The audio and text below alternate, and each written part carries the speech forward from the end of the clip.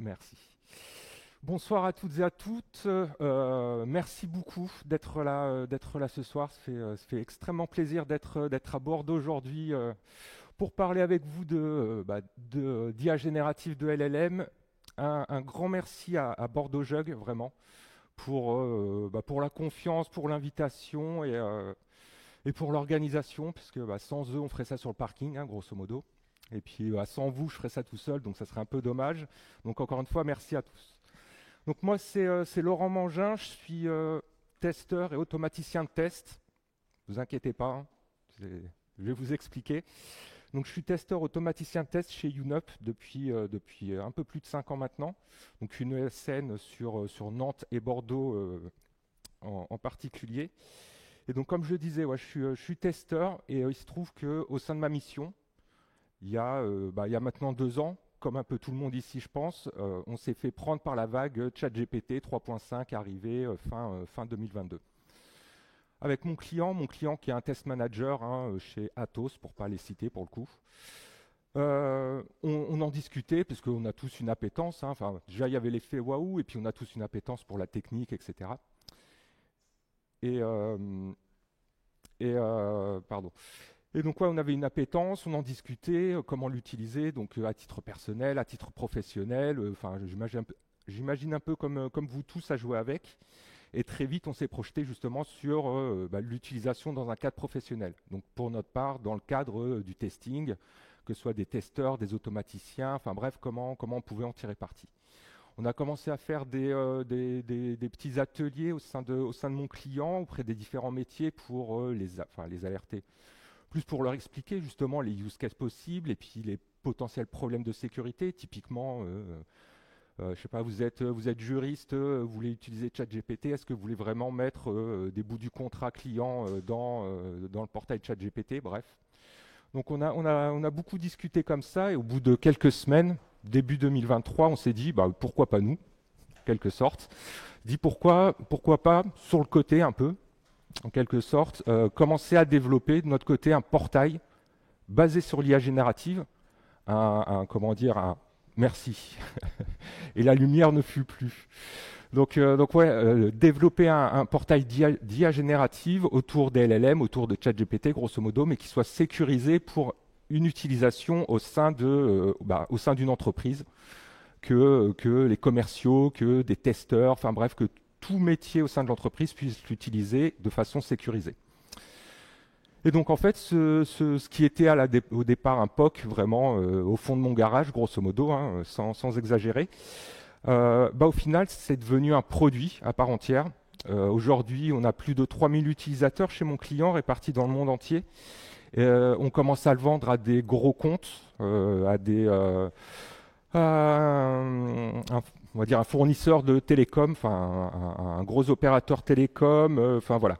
Il y a vraiment, on est arrivé à un produit assez intéressant, en tout cas qui intéresse le monde. Et ce que je vous propose aujourd'hui, du coup, et c'était tout l'idée pour moi du talk et de ce meet-up là, c'est de m'accompagner dans la découverte que j'ai pu avoir sur ces 2 ans sur l'aspect technique. C'est-à-dire, on met notre petite casquette de développeur, d'ingénieur, on met de côté toutes les problématiques dont on peut entendre parler très très souvent, ce qui est plutôt normal, toutes les problématiques liées au LLM, à l'IA générative et à l'IA en général, que ce soit économique, légal, réglementaire, etc. On met ça de côté pendant 45 minutes, 1 heure, grosso modo, pour être les ingénieurs et, excusez-moi l'expression et l'accent, pour build shit, grosso modo.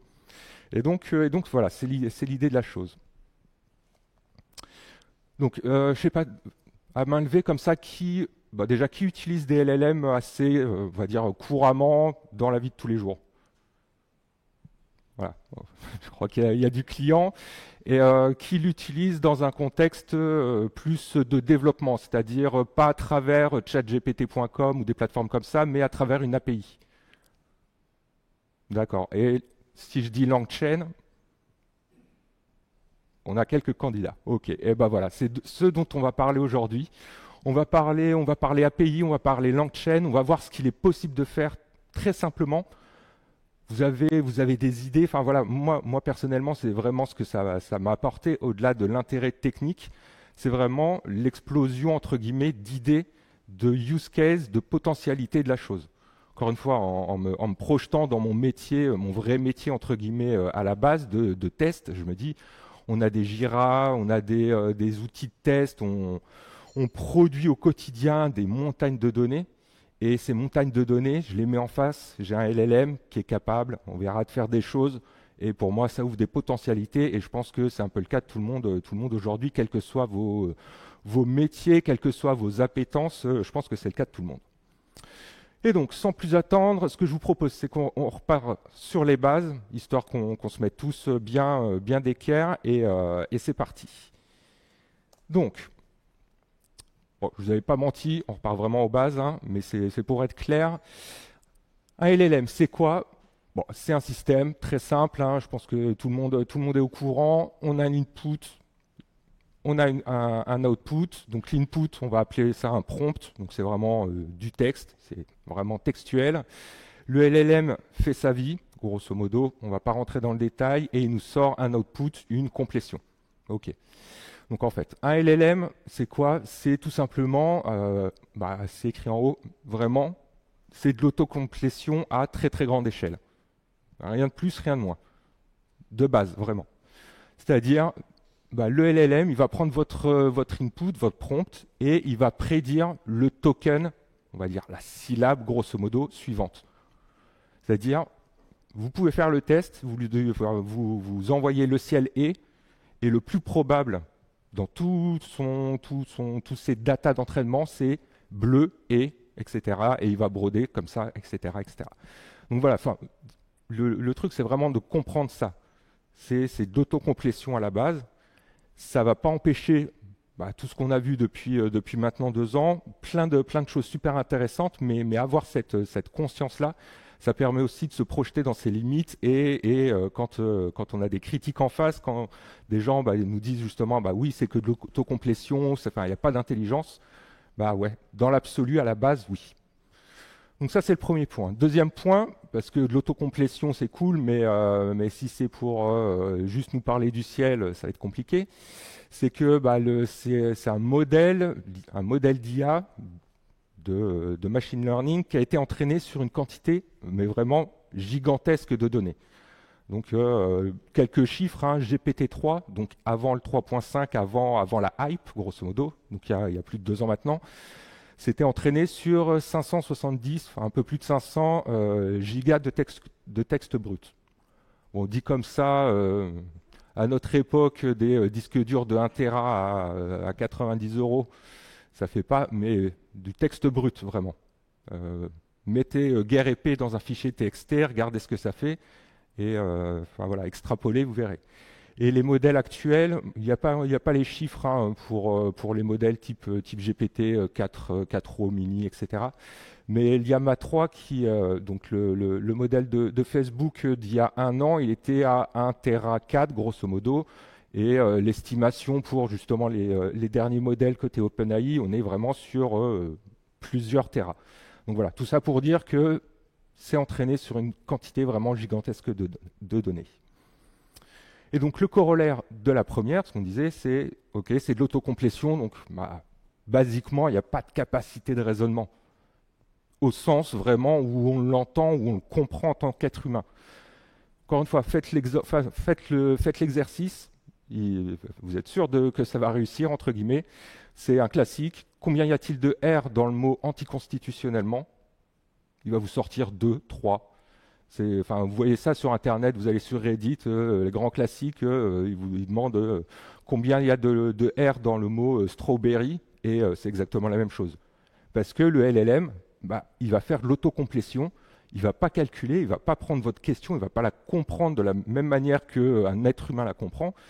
Et derrière, il ne va pas calculer, on ne sait rien, il va autocompléter.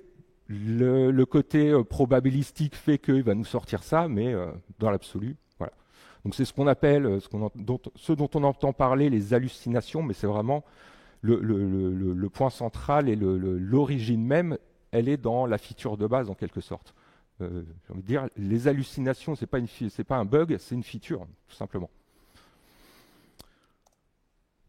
Mais, parce qu'il y a un mais, vous vous doutez bien, si c'était juste de l'autocomplétion bête et méchante, ben, on ne serait pas tous là aujourd'hui. Hein. Enfin, en tout cas, je pense que j'aurai un peu moins de succès sur ce talk-là. C'est que, bah, bizarrement, mais vraiment bizarrement, ça fait diablement illusion. Enfin, on l'a tous vécu, encore une fois. Les mains levées tout à l'heure quand je demandais qui l'utilisait. Si on l'utilise autant dans des cas d'usage aussi variés, c'est qu'il y a quand même une valeur, hein, plus que le ciel est bleu. Et je vous ai mis un exemple bateau, je pense que vous en avez des encore plus complexes, etc. Mais un exemple bateau, hein, dans le cadre de mon travail, j'ai un appel d'offres, j'ai les notes, les prises de notes du commercial, donc c'est un appel d'offres, des problèmes d'un client concernant des tests, justement. Et bah, voilà, il m'a sorti des questions qui étaient pertinentes. Donc, un petit aparté, hein, l'idée, c'est pas de dire je lui ai rentré ça, il m'a sorti un plan d'action, je l'ai envoyé au client. Hein, c'est pas ça l'idée. J'espère que vous êtes bien en phase avec ça. Mais en tant que aide, personnellement, je l'utilise vraiment à deux titres, au-delà de ce qu'on va voir de l'aspect développement, construire des trucs. Je l'utilise vraiment comme un canard intelligent. Enfin, comme un canard qui me répond, grosso modo. Je ne sais pas si vous connaissez un peu tous pas le mythe, mais le symbole du canard des développeurs sur leur poste, qui permet d'extérioriser la problématique et rien qu'en en parlant, ah tiens, j'ai l'idée. C'est un peu mon idée derrière. Je l'utilise vraiment comme ça, c'est-à-dire j'ai une idée, j'essaie de la raffiner, j'essaie de voir les angles morts, mes biais, et l'utiliser comme ça a quand même un gros avantage. Et l'autre côté, c'est vraiment pour du dev pur, des problèmes techniques de ce côté-là, ça ou Stack Overflow, j'ai envie de vous dire, le choix est vite fait. Donc voilà, tout ça pour dire, encore une fois, ok, c'est de l'autocomplétion, tout ça, on est d'accord, il n'y a pas de capacité de raisonnement, mais il y a une capacité de raisonnement. Pas dans le sens où on l'entend, nous, humainement, nous, dans tout ce dans le vivant, pas de la capacité de raisonnement comme on l'entend dans le vivant, mais malgré tout, il y a quand même quelque chose derrière, quoi. Un point très important à avoir en tête, on va le voir de toute façon par la suite, et c'est le point central, c'est un point d'entrée du gros package qu'on va voir aujourd'hui, c'est que un modèle, au-delà de tout ce qu'on vient de voir, un modèle, en fait, c'est totalement stateless. Quel que soit le modèle que vous prenez le tout dernier O1 Preview, vous prenez 3.5, vous prenez un LLM local, vous prenez un LLM, je pense sans trop m'avancer, vous prenez un LLM dans 2 ans, il est stateless. C'est-à-dire, il n'a aucune mémoire des interactions. D'accord ? Exemple, encore une fois, vous le faites à travers l'API. Je m'appelle Laurent, ok, il me répond, qu'est-ce que je peux faire pour toi? Derrière, j'utilise exactement le même modèle. Hein. Je lui demande mon nom, il n'en a aucune idée. Donc vous allez me dire, ouais, mais quand je vais sur openai.com, etc., ou à travers des interfaces graphiques comme ça, j'ai bien de la mémoire. Il y a pas, sinon, ça serait quand même ultra limité. Donc en fait, tout le truc, le LLM, c'est une chose, ça a ses limites, ça a ses grosses valeurs et ça a aussi ses grosses limites qu'on est en train de voir. Et tout notre travail, en quelque sorte, tout mon travail en tout cas, c'est pas de faire de l'IA. J'ai pas de compétences en data science, j'ai pas cette prétention-là. Par contre, moi, ma compétence, entre guillemets, mon travail au quotidien, elle est ici. Elle est dans l'orchestration, c'est-à-dire qu'est-ce que je peux mettre autour, qu'est-ce que je peux mettre comme technique, comme pratique autour, en frontal du LLM, en quelque sorte, pour pallier à ces problématiques, à son absence de mémoire, pallier à d'autres problématiques qu'on verra après, son incapacité à apprendre en live, etc., lui faire des choses de plus en plus compliquées, de plus en plus simplement. Et donc, voilà, c'est ça, vous allez sur chatgpt.com, vous utilisez le modèle, mais devant le modèle, il y a une brique d'orchestration qui va gérer la mémoire. Et vous allez voir, gérer la mémoire, dans l'absolu, c'est bête comme tout, quoi.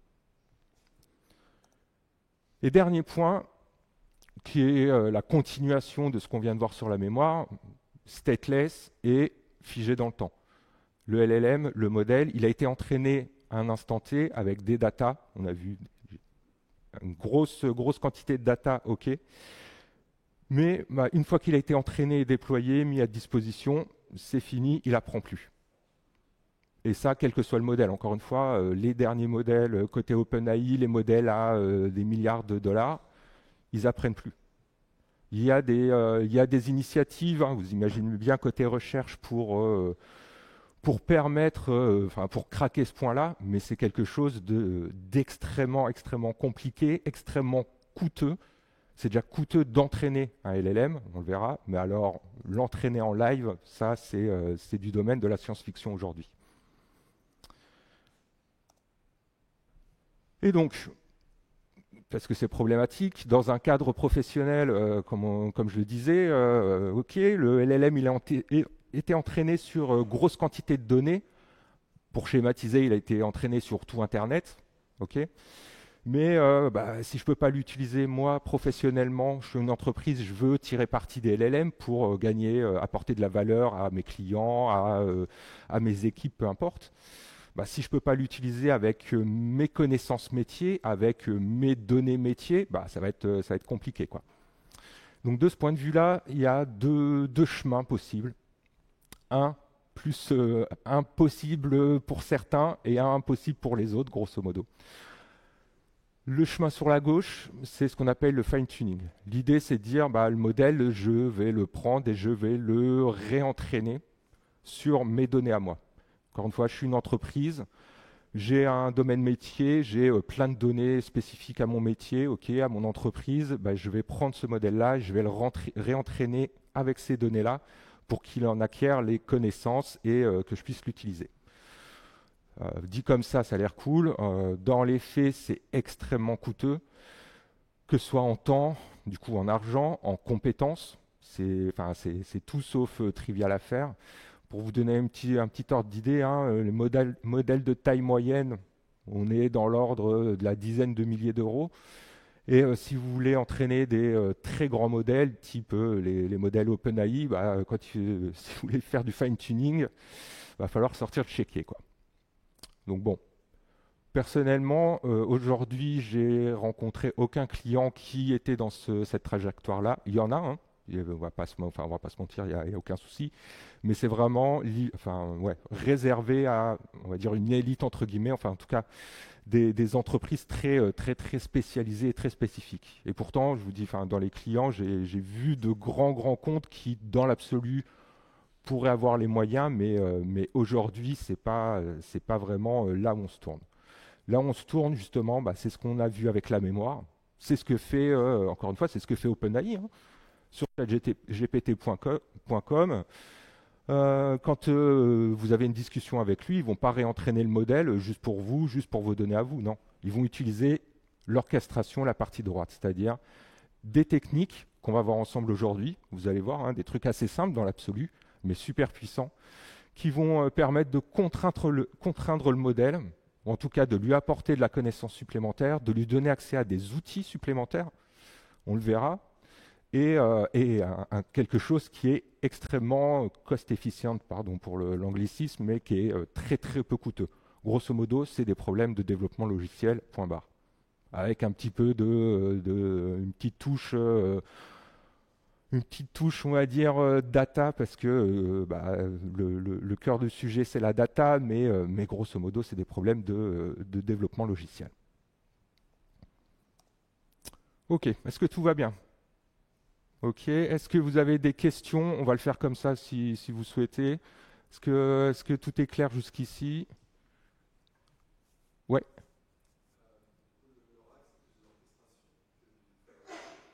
Pardon, est-ce que tu peux...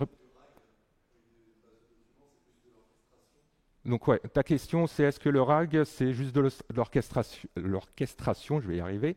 Exactement. Et on va le voir juste après, c'est le point d'entrée, je ne vais pas spoiler, mais c'est vraiment le point d'entrée de justement de la partie orchestration, au-delà de la mémoire pour en faire un chatbot, mais ouais, tout à fait. On est en plein dedans. mais c'est la porte d'entrée, on le verra, c'est la porte d'entrée à un monde extrêmement vaste, parce que à partir du moment où tu le fais sur des documents, bah, pourquoi tu le fais pas avec une recherche Internet, avec une base SQL, et là, c'est l'infini qui est ton toit, quoi. Oui.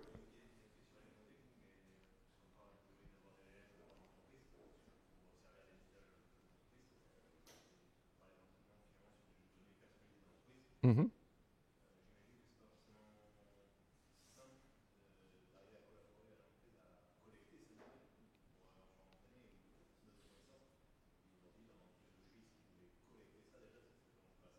Mhm. Ouais, donc désolé, à chaque fois je répète la question pour la captation. Donc ta question, elle porte surtout sur la partie amont en quelque sorte du LLM, c'est-à-dire la collecte de données. Et tout à fait, enfin, tu as le doigt exactement là où il faut, c'est-à-dire, comme on va le voir, toute la partie LLM, orchestration, RAG, etc. C'est des techniques qui évoluent, qui sont super intéressantes, mais qui au final, une fois qu'on a le nez dedans, je ne vais pas dire sont simples, mais sont compréhensibles, etc. Pour faire un POC avec du RAG, c'est extrêmement rapide, on est d'accord. Collecter les données, les nettoyer, les adapter à notre cas d'usage, c'est une toute autre paire de manches. Et le gros du travail, il est vraiment sur cette partie-là, effectivement. Sur la partie collecte de données, qu'est-ce que je veux en faire, d'où est-ce qu'elles viennent, comment je les récolte, comment je les traite, comment je les fournis au LLM selon le cas d'usage. C'est vraiment ça le point central. Encore une fois, l'orchestration, c'est des techniques, ça évolue, tout ça, c'est cool. Mais la data, c'est ce que tu vas nourrir, enfin, ton LLM, tu vas le nourrir à la data. Sa qualité, elle est super importante. Et comme tu dis, dans les entreprises aujourd'hui, tu as, un CRM, tu as des fichiers Excel, tu as 15 outils différents, tu as des bases de données, tu n'as rien qui est consolidé. Et du coup, ça ouvre effectivement beaucoup de questions. Et je pense surtout tout un champ qu'on verra pas, je suis désolé aujourd'hui, mais on pourra en discuter après, pas de souci. Tout un champ, je pense, qui évoluera dans les années prochaines, enfin, dans les mois, enfin, dans l'avenir, sur cette partie-là, sur la partie vraiment collecte, traitement de data au niveau entreprise ou autre, mais peu importe, hein, tu vois, sur cette partie-là. Parce qu'aujourd'hui, effectivement, c'est fait un peu, c'est du picking. J'ai un cas d'usage, ok, bah c'est dans cet outil-là, même si dans l'absolu, je pourrais corréler avec tout plein d'outils différents, mais voilà.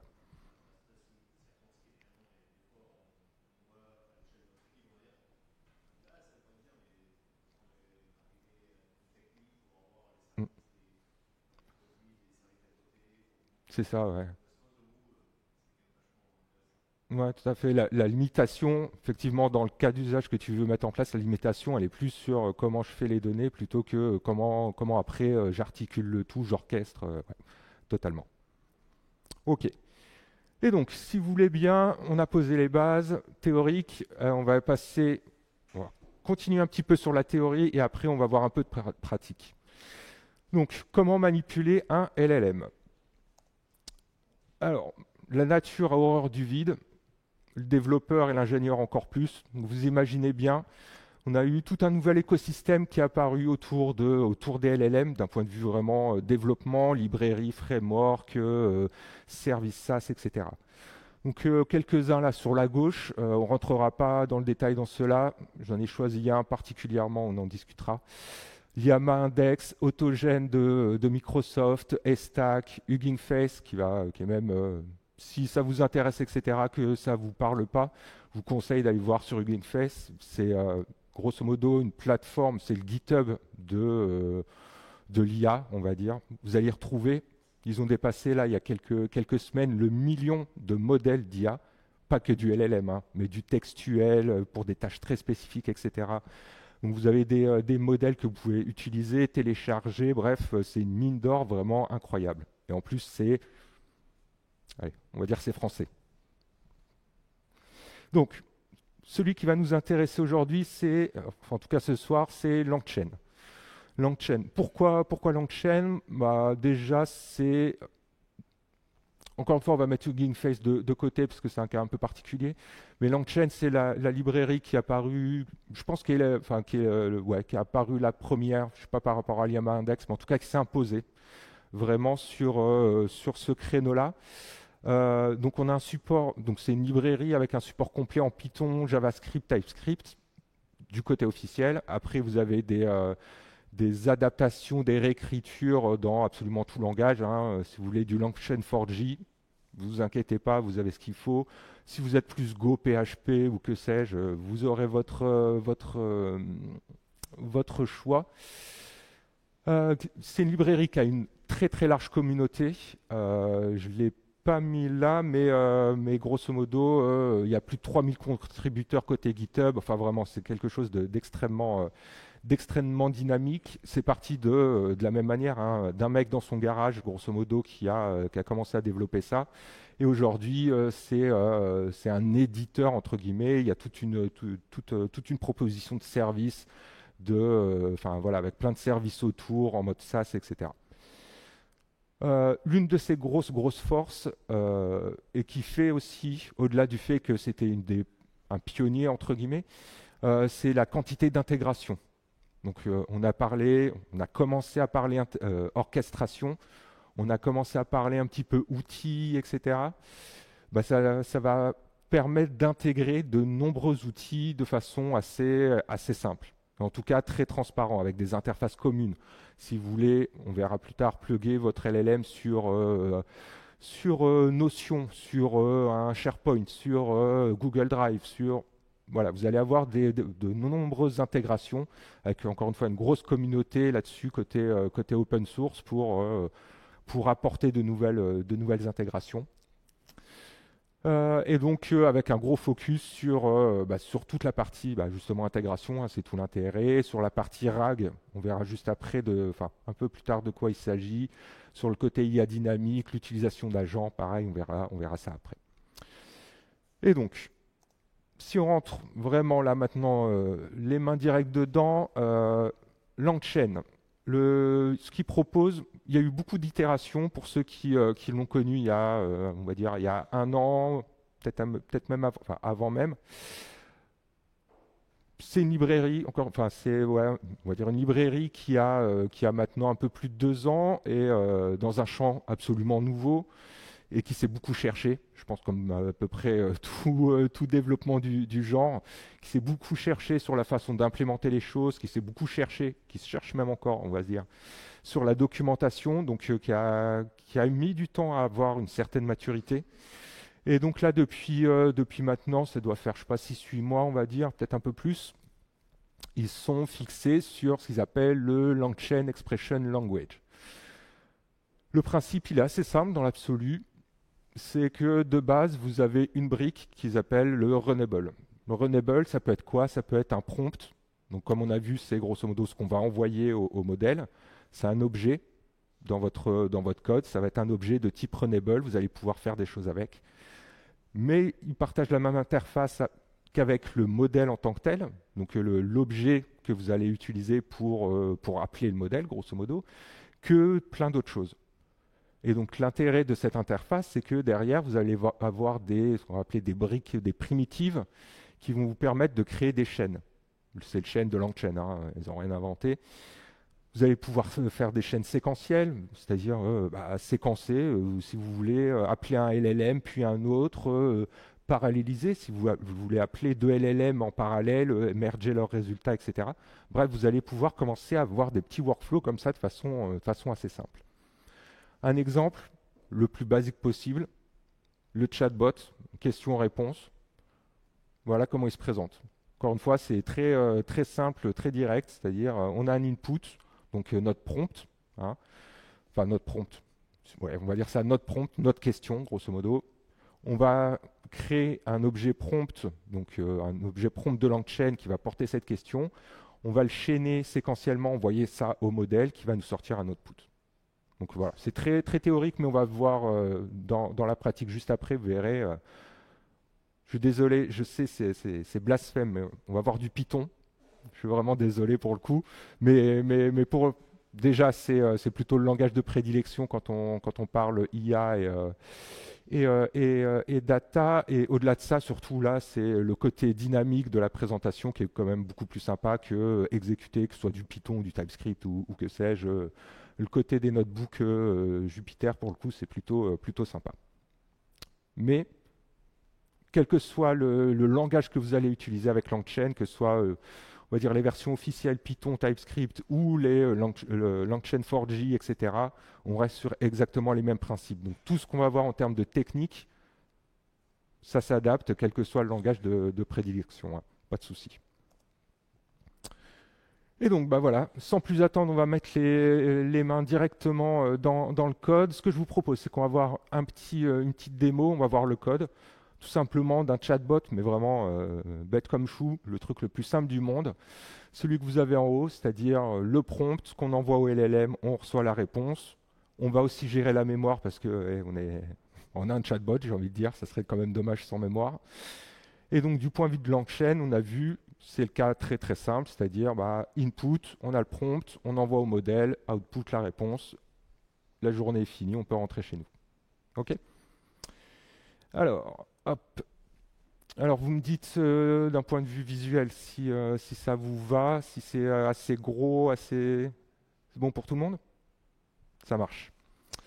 Alors, donc on va recréer ça et vous allez voir allez, je sais pas combien. À chaque fois, je dis en une vingtaine, je les ai jamais comptés en fait, mais je pense qu'en une vingtaine de lignes, c'est plié. Les deux premières comptent pas. Allez, je suis sympa. Donc, on va simplement charger là les variables d'environnement, la clé OpenAPI, etc. Donc là, pour toutes les démos, je vais utiliser, en l'occurrence, 4 mini, des modèles OpenAI. C'est plus simple, hein, parce que c'est pas avec ce PC-là que je vais te faire tourner autre chose. Mais tout l'intérêt justement de LangChain, vous voyez, c'est que donc là, on a créé notre modèle.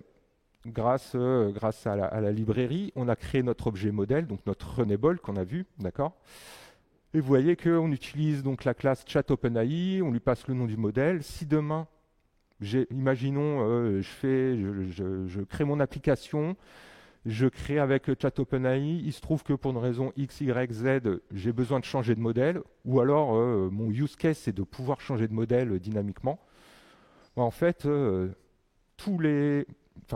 que je disais au niveau des intégrations, LangChain propose des intégrations avec, je pense, à peu près tous les modèles possibles imaginables.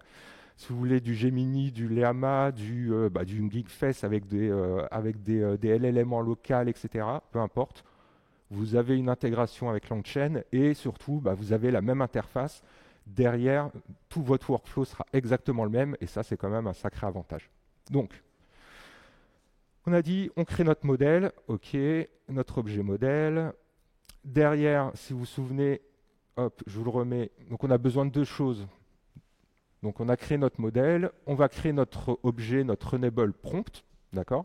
Et ensuite, on n'aura plus qu'à l'invoquer avec notre input, notre question, récupérer l'output. OK.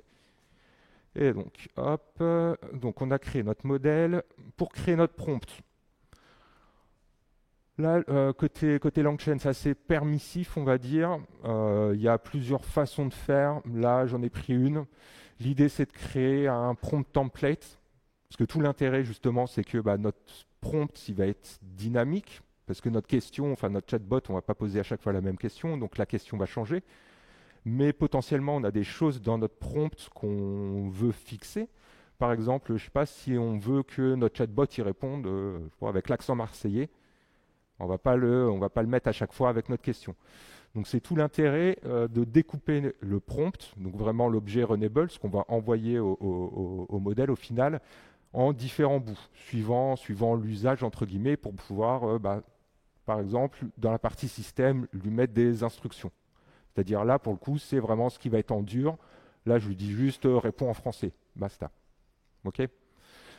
Ensuite, on va avoir une deuxième partie dans notre prompt, enfin un deuxième bout, c'est-à-dire on va avoir l'historique de messages. Donc là, de la même manière, c'est un cas un peu particulier. On va utiliser un bout de prompt de type placeholder, qui est un cas un truc un tout petit peu particulier. Je ne vais pas rentrer dans le détail de LangChain, mais qui permet on va dire de formater l'historique de messages automatiquement. On pourrait ne pas l'utiliser, le faire nous-mêmes, mais là, dans le temps qui nous est imparti, on va faire ça comme ça. Okay. Et donc enfin, parce que si on ne pose pas la question, ça va être chaud pour un chatbot, on a la dernière partie, c'est-à-dire le rôle, enfin le bout du prompt qui est réservé entre guillemets à la question humaine. Donc human, et entre accolades, on a la question. Et donc là, on a un objet prompt qui est variabilisé, qu'on va pouvoir renseigner. L'utilisateur va poser une question, on va valoriser question. Au fur et à mesure, on va pouvoir valoriser history et on va avoir notre prompt qui va évoluer comme ça, tout seul, au fil de la discussion. Donc, je fais play, sinon on aura des soucis. Et au final, on va créer notre chaîne séquentielle. Et quand je vous disais que c'était simple, je pense que je ne vous ai pas trop menti. Bon, c'est en Python, donc ça aide, mais pour le coup, voilà. Je pense que c'est assez clair. Notre chaîne, c'est notre template de prompt qu'on va piper. Pensez vraiment au pipe côté Linux. Hein. On va piper, on va envoyer le résultat de notre prompt variabilisé. Donc vraiment la chaîne de caractères avec la question qui a été insérée, etc. À notre modèle qui va le prendre en input, qui va envoyer ça via l'API tout seul comme un grand. Tout l'intérêt de la couche d'abstraction. Hein. On pourrait faire ça nous-mêmes avec du curl, avec des wget ou je sais pas quoi vers OpenAI, l'API en renseignant le body, etc. Non, tout l'intérêt là de LangChain, au-delà de tout ce qu'on a dit, de l'abstraction, etc., c'est que tout ça c'est géré pour nous. Et donc on crée notre chaîne et derrière on va pouvoir l'utiliser. Donc je vais poser ma première question, c'est pas vraiment une question mais mon premier prompt. Mon nom c'est Laurent et derrière ma chaîne je l'invoque. Donc la chaîne qu'on a créée là, le prompt, pipe, etc., je vais simplement l'invoquer. Et pour l'invoquer, je vais lui passer les inputs qu'il attend. C'est-à-dire, si on se souvient dans notre prompt template, qu'est-ce qu'on attend? On attend l'historique de message. Donc une clé history dans notre input et une clé question avec la question. Et donc c'est ce qu'on envoie ici. Donc là, l'history, c'est un tableau vide, enfin un arrêt qui est vide. Notre question, c'est notre question. Et derrière, on récupère notre réponse et on l'affiche. Et voilà, on a la réponse. Là, on a fait en 4 lignes de code. J'exagère un peu, c'est le côté marseillais, je pense. En 4 lignes de code, on a fait un appel à un LLM de façon extrêmement simple. Et on a commencé déjà à variabiliser des choses, enfin on voit déjà, on envisage déjà des choses sympas. Derrière, le petit exemple de ce qu'on disait tout à l'heure sur le côté stateless, c'est-à-dire si je pose une seconde question, je leur demande c'est quoi mon nom, je réutilise exactement la même chaîne, je ne l'ai pas fait évoluer, hein, c'est toujours le même objet, le même runnable model, etc. Je lui pose ma seconde question. Par contre, dans l'historique, je lui envoie rien. Je teste comme ça pour voir, justement, tester le côté stateless.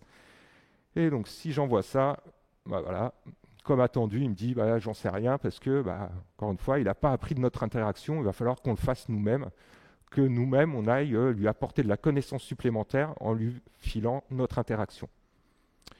Et donc, LangChain à la rescousse. Je pense que vous commencez à comprendre le principe. Donc là, on va utiliser Chat Message History. Cette classe-là, c'est simplement l'historique, ça sera simplement un tableau en mémoire. Hein. On va pas faire des miracles là, mais encore une fois, de la même manière, côté LangChain, si vous voulez persister dans une base Postgre, Redis, que sais-je, vous avez les intégrations pour, et au pire, à faire soi-même, c'est pas très compliqué. Donc là, on crée l'objet history, on lui met la première question, donc qui comportait ma question. On lui dit on utilise le add user message comme ça. Dans l'historique, le LM saura que c'était la question de l'humain, plutôt intéressant pour lui. Add AI message, comme ça il verra que c'était la réponse. Il aura le tout. Et derrière, si je repose encore une fois avec exactement la même chaîne, encore une fois, on ne l'a pas changé. Je l'invoque et cette fois, au lieu de passer à tes souhaits, Au lieu de passer un tableau vide, je passe les messages de notre objet chat history. Et donc là, miracle de la technologie, votre nom est Laurent. En fait, le LLM, il n'en sait rien, encore une fois. C'est moi qui lui ai apporté la connaissance supplémentaire en modifiant de façon plus ou moins dynamique le prompt pour lui apporter voilà, de la connaissance supplémentaire pour qu'il puisse répondre à mon cas d'usage. Donc, et de lui demander mon prénom. Mais vous voyez l'idée. Est-ce que ça va? Ok? Ça marche. Et donc voilà pour le premier, vous avez vu encore une fois, allez, 15 lignes, c'est plié. Vous allez me dire, ok, c'est un chatbot, l'utilité est encore assez limitée, mais vous voyez quand même l'intérêt de LangChain en l'occurrence, mais en tout cas de cette couche d'abstraction et la facilité dans l'absolu, que ce soit encore une fois avec LangChain, vous aurez les mêmes principes sur des implémentations différentes, hein, avec l'IAMA Index, etc. Mais voilà, vous avez accès à des LLM de façon très très simple. Et donc, maintenant qu'on a fait un chatbot très simple, je vous propose de monter en gamme en quelque sorte, c'est-à-dire lui donner vraiment accès à de nouvelles connaissances. Parce que lui donner accès à la mémoire de la conversation, c'est quand même le strict minimum, j'ai envie de dire, mais on ne va pas aller très loin avec ça. Ce n'est pas avec ça que je vais lui poser des questions sur les process RH de ma boîte, grosso modo. Et donc, pour lui apporter de la connaissance, en fait, j'ai envie de vous dire, on vient juste de le faire, encore une fois. J'insiste dessus, mais parce que c'est vraiment ça. La mémoire, c'est on lui a apporté automatiquement de la nouvelle connaissance. Et donc l'idée pour orchestrer en quelque sorte l'ajout, l'accès à de nouvelles connaissances, ça va être exactement la même chose. De façon un peu plus complexe, mais dans le principe même, ça va être la même. C'est-à-dire, ma connaissance additionnelle, je vais la traiter comme, c'est une mémoire comme les autres en quelque sorte. Hein. C'est la mémoire de mon entreprise, c'est ma mémoire perso, peu importe. Mais on va le traiter exactement de la même chose. C'est-à-dire, organisé, orchestré pour que on puisse insérer les connaissances qu'il faut dans le prompt pour le LLM et pour qu'il puisse faire la complétion. Et j'ai envie de dire, je pense que vous l'avez, absolument tout le monde l'a fait au moins une fois ça dans sa vie, même si vous l'avez utilisé que très rarement. Quand vous allez sur chatgpt.com, que vous voulez, je sais pas, poser une question sur un article particulier, même si maintenant il a accès à Internet, ou sur un document, peu importe, vous êtes tous arrivés, ou sur votre code, vous êtes tous arrivés de faire un copier-coller de votre code, de votre connaissance personnelle, de poser la question, il a répondu. L'idée là, c'est de faire exactement la même chose, mais de manière transparente. Parce que, encore une fois, je suis un utilisateur dans une entreprise. Enfin, je suis dans une entreprise, je veux mettre à dispo, je sais pas, un chatbot pour le service RH. Je ne vais pas demander à l'utilisateur d'aller chercher dans un document la réponse à sa question, de le mettre dans le prompt, de poser sa question pour avoir la réponse. On est bien d'accord, ça va être compliqué. Donc on va voir comment on va pouvoir faire ça de façon intelligente, de façon pertinente et de façon automatisée. Et donc, pour ça, oui, pardon, parce qu'un petit truc, effectivement, c'est que effectivement, on ne va pas demander à l'utilisateur d'aller chercher la réponse, mais on pourrait dire, c'est pas grave, il n'a qu'à copier-coller le PDF complet. C'est un PDF de, je sais pas, de 100 pages, il copie-colle, de nos jours, pas de souci, quoi. Mais c'est possible, hein, de ce point de vue-là, il n'y a pas de problème dans l'absolu, si ce n'est qu'il y a 3 problèmes, en fait. Il y a 3 problèmes parce que l'entrée du LLM, c'est un bottleneck, on a des contraintes à ce niveau-là. Et les contraintes, elles sont assez claires. C'est-à-dire que l'input, ce qu'on va pouvoir envoyer comme data à l'instant T au LLM, il est limité.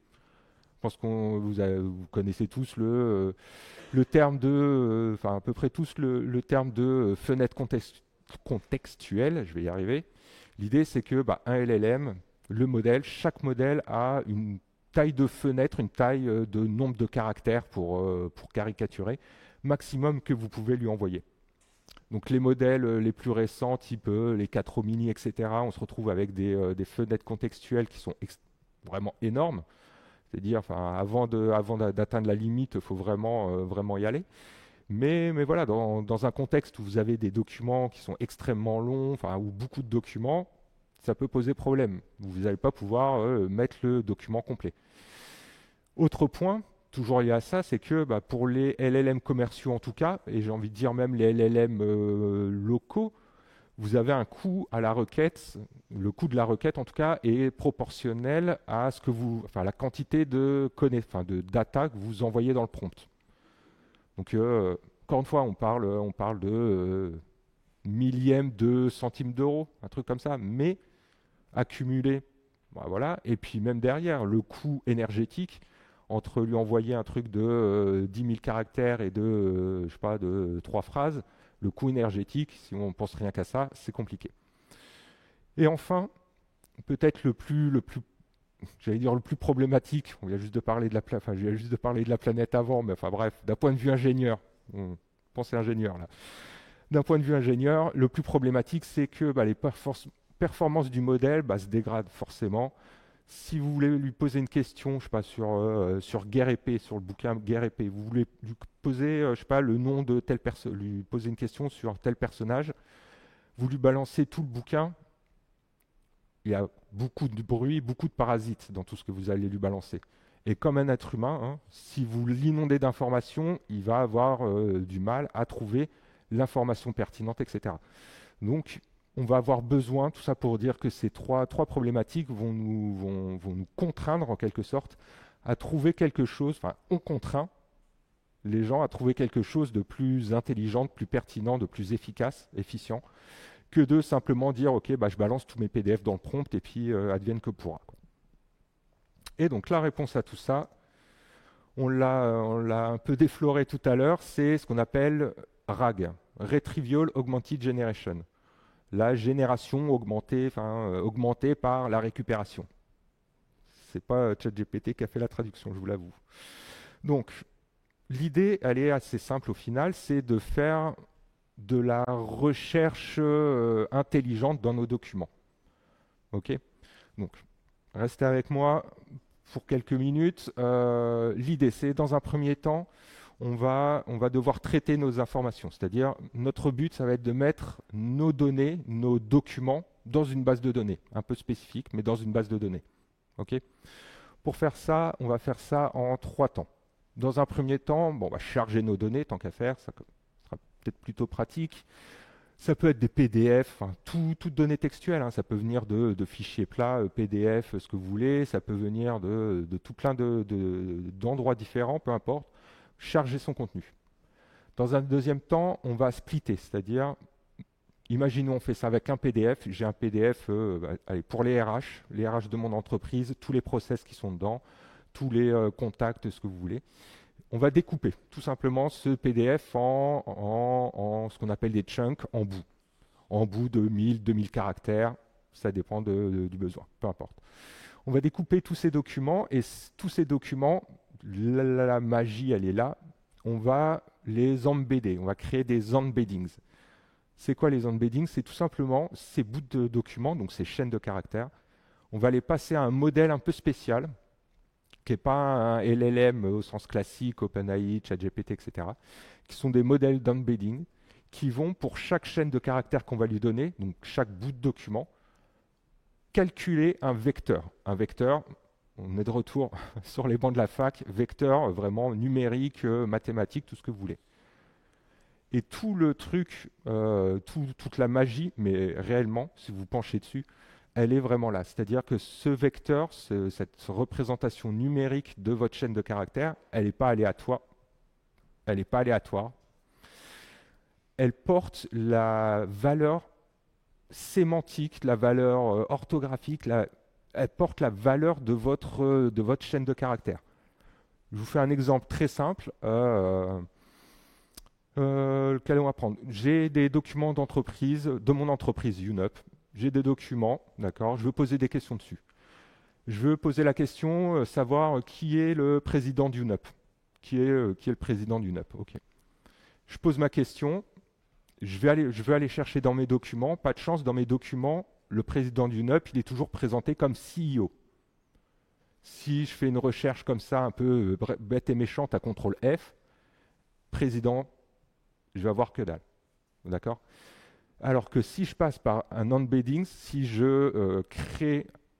j'utilise un modèle pour créer un vecteur numérique qui contient la charge sémantique de président de UNUP, si je pose la question et si je crée le vecteur, cette fois-ci de CEO de UNUP, donc j'ai président, j'ai CEO, ces vecteurs-là seront extrêmement similaires. Vraiment. Et quand je vais vouloir faire ma recherche, du coup, ça sera beaucoup plus pertinent, beaucoup plus puissant qu'un CTRL F. Ça va me ressortir des bouts de documents qui ont une pertinence, qui ont une pertinence vraiment sémantique autour de la chose. Et vraiment, si ça vous titille ou si vous voulez creuser la chose, je vous encourage vraiment à le faire parce que personnellement, c'est une slide d'ailleurs que je suis désolé que j'ai retirée récemment parce que j'y passais trop de temps, parce que moi personnellement, c'est limite la partie qui me bluffe le plus. C'est cette partie-là où on est à la limite entre le langage naturel, le langage vous et moi, comment on parle, les mots qu'on utilise, les sens qu'on a derrière, et les mathématiques. Et on peut faire des calculs mathématiques sur des mots. On peut rajouter le vecteur du... voilà, je suis reparti dessus, désolé.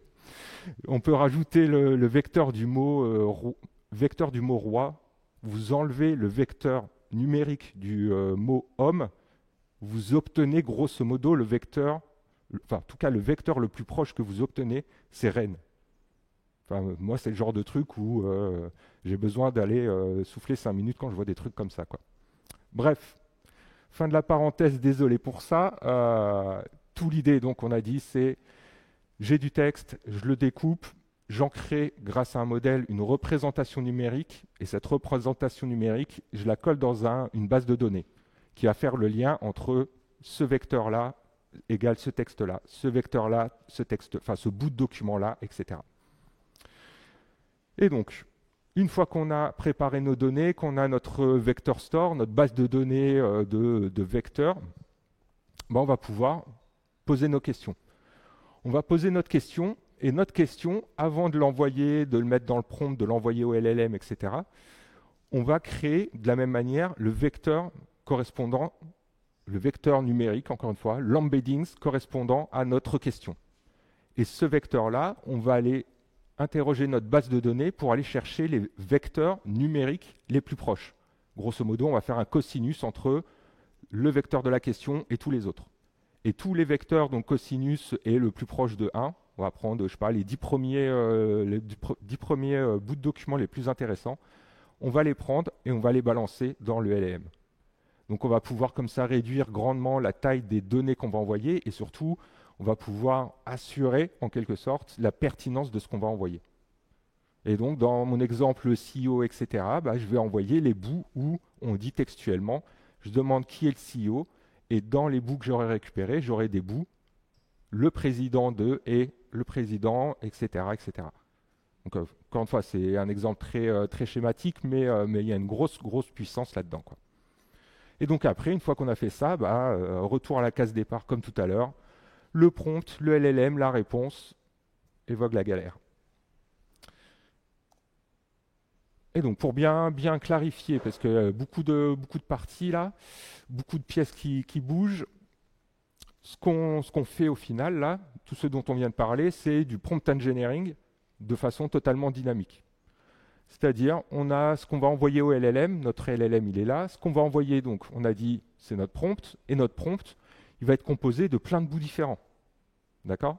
Il va être composé d'instructions, donc ce qu'on a vu, les choses qu'on va mettre en dur, je veux que tu répondes en anglais, sous forme de markdown, sous forme de tableau, peu importe, ok?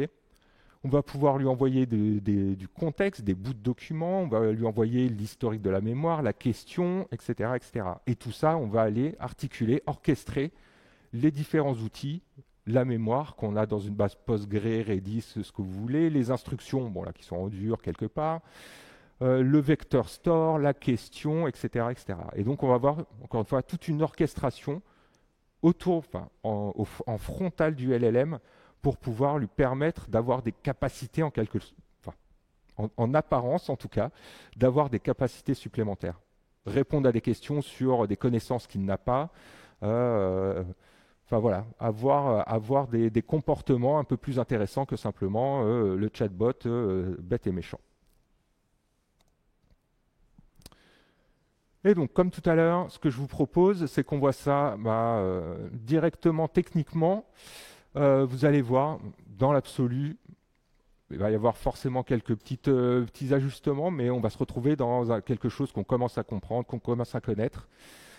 Donc notre exemple là, on va retrouver la mémoire et nos trois runables, enfin notre modèle, notre prompt et la complétion. On va rajouter les documents d'entreprise par-dessus tout ça, qu'on va insérer dans le prompt. Et donc notre chaîne, elle va devenir celle-ci.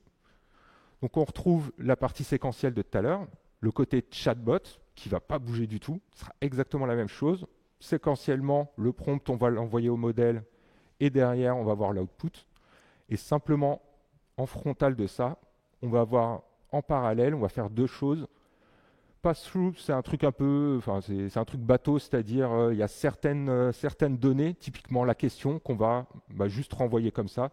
C'est-à-dire notre question, elle va rentrer là et elle va ressortir ici sans bouger, pour schématiser. Et on aura un deuxième runnable qui va être le retriever, la partie, le bout qui va les récupérer dans notre, elle est plus là, dans notre vector store. On va faire ces deux choses-là en parallèle. Donc notre question, elle va arriver direct au prompt. Notre historique, notre mémoire, elle va arriver directement au prompt. Et notre question, elle va également passer dans le retriever qui va aller chercher dans la base de données les vecteurs, les documents, etc., qui va en sortir une chaîne de caractères avec nos documents, qui va l'insérer automatiquement dans le prompt, dans le contexte, qu'on va balancer au modèle, output, réponse, et voilà. OK? Alors, hop, pour ça, hop, donc c'est parti. Donc, on ne change pas une équipe qui gagne, exactement comme tout à l'heure, on crée notre modèle. Donc, chat OpenAI, le même, GPT-4 mini, ça marche. Ensuite, si vous vous souvenez, donc le chatbot prompt modèle. Donc on a fait le modèle, on veut le prompt. Donc il a un petit peu évolué. Dans la partie système, donc dans la partie vraiment instruction, ce que je veux lui dire en plus, de vraiment très spécifique, j'en ai mis un peu plus. J'ai dit quoi? Bon, je lui donne un peu plus de contexte pour lui dire, voilà, je vais te donner des bouts de documents qui vont t'aider à répondre à la question. Okay. On retrouve notre placeholder pour y caler l'historique. Ça ne change pas. L'human question pour notre question, ça ne change pas. Et simplement, le petit nouveau, la partie système, contexte. Et donc, dans cette variable contexte, on va simplement, c'est ça justement, on l'avait vu juste avant le retriever, la partie retriever, c'est là où on va insérer nos documents. Donc, vous voyez, dans l'absolu, on reste dans quelque chose d'extrêmement similaire. Hop. Maintenant qu'on a notre prompt, on va gérer la mémoire parce que on est là pour se marrer. On va gérer la mémoire et c'est, enfin, plus que pour se marrer, là, c'était pour montrer justement une petite différence là par rapport à tout à l'heure, plutôt que d'utiliser un truc juste une mémoire en mémoire, si vous me permettez. Là, j'utilise une mémoire avec Redis. Donc la mémoire elle va être persistée côté Redis. Mais c'est pour vous montrer vraiment la simplicité du truc et que dans l'absolu, ça change absolument rien après à notre workflow. Là, je lui donne juste, c'est la même interface encore une fois. Rien ne change, si ce n'est que tout change. Hop, donc j'ai mon historique. Et ensuite, la grosse partie, la grosse différence, la grosse nouveauté, c'est donc cette partie-là, la partie ingestion. Et donc, on va faire confiance à notre ami Langchain pour gérer tout ça. Dans un premier temps, donc, la première partie, la partie load. Donc on pourrait le faire nous-mêmes, là-dessus il n'y a pas de souci, mais personnellement je suis plutôt feignant. Donc je vais utiliser un loader proposé par la communauté de Langchain qui permet de loader directement des PDF, tout beau, tout propre. Ok. Et donc en l'occurrence je vais loader la gestion des déplacements et des défraiements chez UNUP. Si ça vous intéresse, n'hésitez pas. Très bonne lecture. Donc notre loader, je lui donne juste le pass vers mon PDF, je fais un point load et après on va juste printer pour bien s'assurer qu'on est bon les 250 premiers caractères et on va voir aussi que l'avantage du loader, des loaders en tout cas de Langchain, c'est qu'il va rajouter des métadatas tout seul comme un grand. Typiquement, le nom du fichier, le nom, ouais, la page, etc. Ce qui derrière nous apportera de l'info supplémentaire qu'on pourra traiter, utiliser ou pas, qu'on pourra manipuler. On pourrait rajouter nous-mêmes des métadatas, je sais pas, le user ID si on veut limiter à certains users, etc. Voilà. Et donc, hop, on le fait. Et donc on a les 250 premiers caractères, date de création, ce document permet de, etc., etc. Et on voit les métadatas, donc il a mis juste la source et, bon, il n'y a qu'une page 0. Mais si on avait 70 pages, voilà, vous avez compris le principe. Vous pouvez même, je ne sais pas si PyPDF le fait, mais vous pouvez même avoir les lignes. Exemple, vous faites du RAG, donc ce genre d'exercice, vous avez une interface et l'utilisateur, vous voulez lui dire la source, je l'ai trouvée dans tel document, telle page de la ligne 127 à 129. C'est plutôt intéressant. Bref. Maintenant qu'on a notre document, qu'on l'a loadé, hop, si on revient dans notre petit process, on va le splitter. D'accord ? Encore une fois, on pourrait le faire nous-mêmes, mais vous avez compris, je suis feignant. Donc, on va utiliser le text split, enfin le recursive character text splitter. Il y a différentes techniques, différentes stratégies. Celle-ci est pas la plus mauvaise. Donc l'idée, on va le découper en chunk size, donc en chunk, en bout de 1000 caractères, avec un overlap de 200. C'est-à-dire que on va avoir 200, enfin on va prendre notre document, on va prendre les 100 caractères, enfin 1000 caractères, pardon, ok.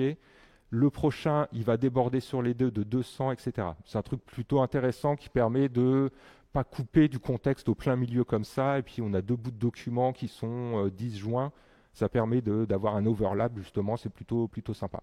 Enfin, c'est plutôt efficace, on va dire. Donc, hop, on crée nos splits, et donc notre document, c'est devenu 5 documents. On retrouve nos métadatas. On trouve les pages content, etc. Encore une fois, l'intérêt de LangChain, il a fait tout le travail à notre place. Et enfin, la dernière partie, donc on a loadé, on a splitté, maintenant on balance un modèle, il fait l'embeddings, ça le balance dans un vector store. Ben, on va utiliser encore une fois l'intégration, en l'occurrence Redis, enfin pour la partie vector store de Redis de la communauté LangChain. Et donc on va créer notre vector store à partir de ça, en lui disant à partir de ces bouts de documents, tu utilises, donc il faut lui donner quand même un modèle. Hein. Ah, pardon. On utilise le modèle d'embeddings par défaut d'OpenAI qui est ADA03 si je ne dis pas de bêtises. On lui donne aussi l'adresse de Redis tant qu'à faire. Et derrière, hop, ça va prendre quelques secondes. Donc là, tous les bouts de documents, ils sont partis chez OpenAI. Désolé, YouNup. Ils sont partis chez OpenAI, c'est parti dans le modèle. Il nous a sorti les vecteurs. Et les vecteurs, on les a balancés dans Redis. Juste l'espace de 2 secondes pour que vous prouvez que je ne vous mens pas. J'espère que vous ne le pensez pas, mais on ne sait jamais.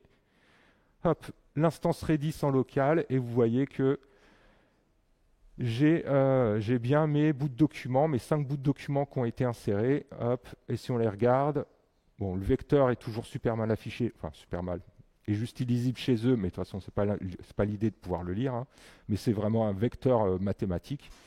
La source, le content, la page, etc., etc. Et donc maintenant qu'on a ça, on a notre base de données, on va pouvoir faire notre chatbot pour faire tout ça. Et donc,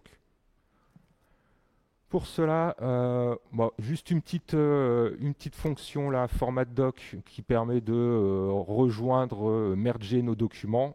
Ne vous embêtez pas avec ça, c'est pas le plus important, loin de là. Et donc notre chaîne, donc si on part plutôt du bas cette fois-ci, ça c'est simplement une petite fonction, un runnable du coup, puisque on le donne à la fin. Qui est fourni par LangChain, qui permet de nous ressortir que le contenu de la réponse. Parce que je sais pas, j'en ai pas parlé, vous avez peut-être pas fait attention, on est passé vite dessus tout à l'heure. Hop, mais si on regarde le chatbot tout à l'heure, vous voyez que la réponse à chaque fois, pour l'afficher, je mettais du point content. Parce que LangChain, justement, au-delà, et même l'API OpenAI, hein, dans l'absolu, quand on l'appelle, il nous rend la réponse, mais aussi plein de métadatas super intéressantes. Le nombre de tokens utilisés, enfin voilà, plein d'informations. Bref. Donc là, c'est simplement pour lui dire, non, tout ce que je veux là, sors-moi que la réponse. Mais au-delà de ça, on a à nouveau notre chatbot, le prompt qu'on balance au modèle. Et en amont de tout ça, donc, notre fameux parallèle. Donc, comme on a dit, la question et l'historique, on ne les traite pas. Donc, c'est les fameux pass-through, là, c'est-à-dire get item getter, c'est-à-dire tu le prends tel quel, tu le rebalances, tu n'y touches pas, tu fais rien dessus. On pourrait faire des choses, hein, suivant notre cas d'usage dessus, mais en l'occurrence, on ne veut rien en faire. Par contre, tu vas me créer une clé contexte dans laquelle tu vas récupérer la question, tu vas séquentiellement le piper, l'envoyer au vector store. Et le vector store t'a sorti donc les bouts de documents qu'il aura récupérés, etc. Tu lui envoies notre petite fonction là qui formate les documents sous forme de string. Et donc en sortie dans contexte, on aura les bouts de documents ayant rapport avec notre question, joints, qui vont pouvoir être insérés directement dans notre prompt, dans la clé contexte.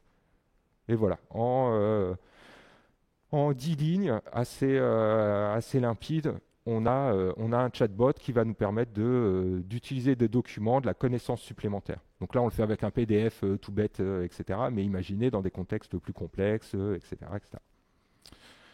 Et donc, hop, j'ai exécuté tout avant parce que je ne sais plus ce que j'ai fait ou pas. Hop.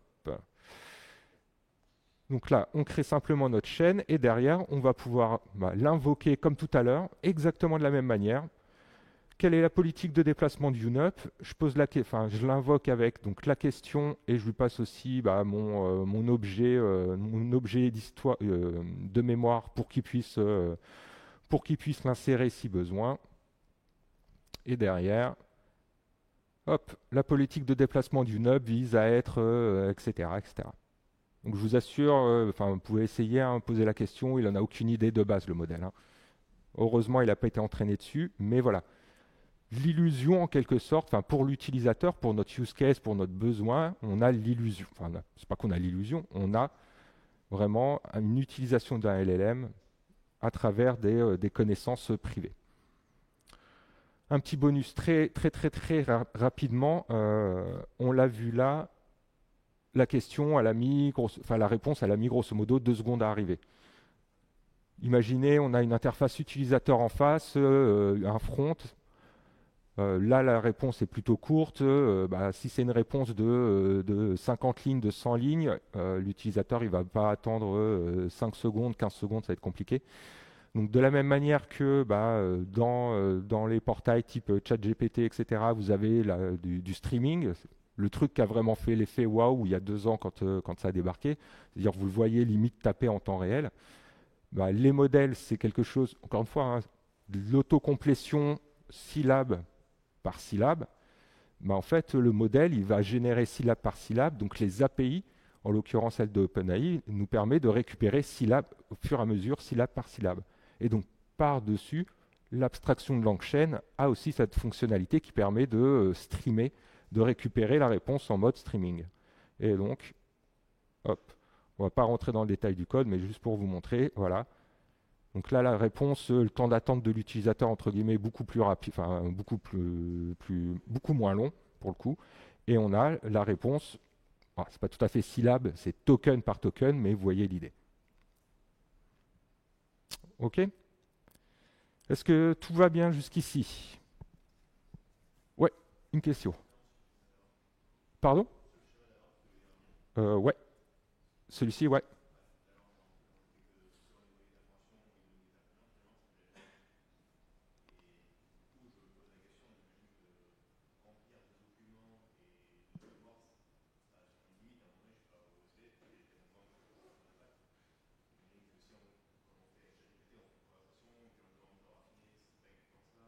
Mhm.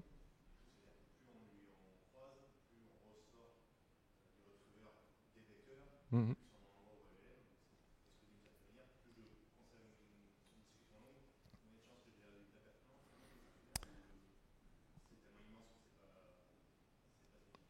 Ouais, alors, donc ta question, encore une fois, je rephrase, hein, et tu me dis du coup aussi si je l'ai bien.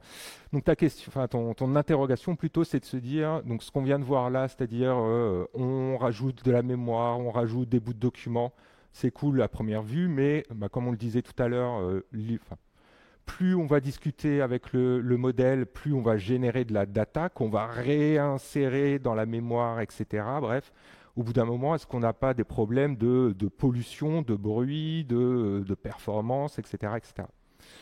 Donc ouais, effectivement, de base, si tu le fais entre guillemets enfin, bête et méchant, brut et méchant, effectivement, ta mémoire, elle va augmenter, elle va augmenter. Bon, après, effectivement, il faut y aller, mais c'est un cas tout à fait possible. La- pour ce qui est des documents, dans l'absolu, en tout cas sur les implémentations que j'ai pu mettre en place, l'idée c'est de pas, enfin, les documents font pas partie de la mémoire.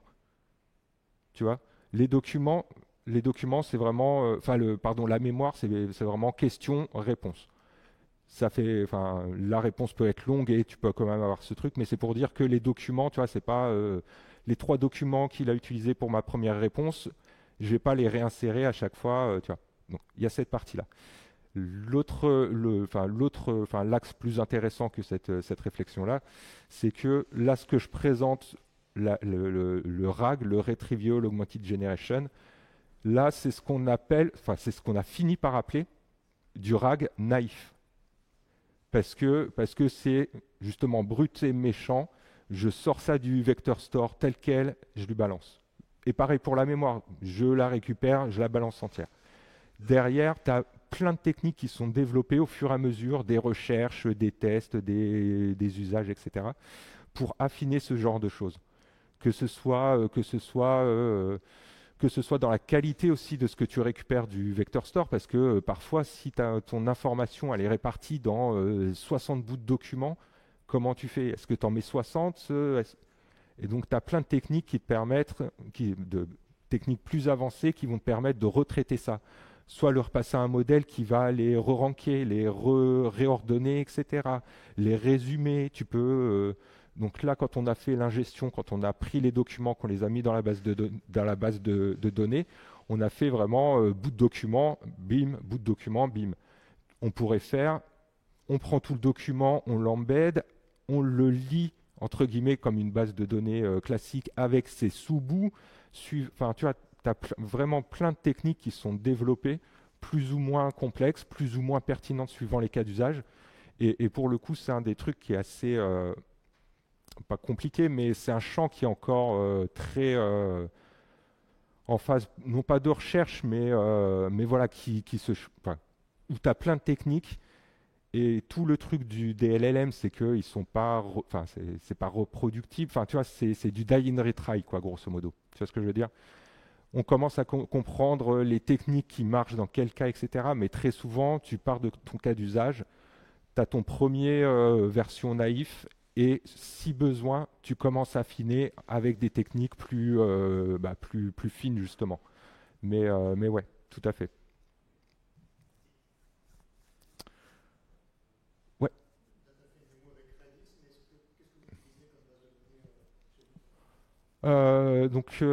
Pour la partie Vector Store, tu parles?